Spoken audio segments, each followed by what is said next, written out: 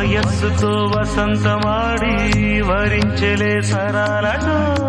మిలా మిలా హిమాలే జల జల ముత్యాలుగా తళ తళ గళన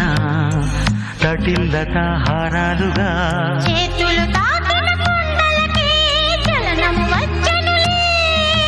ముందుకు సాగిన ముచ్చటలో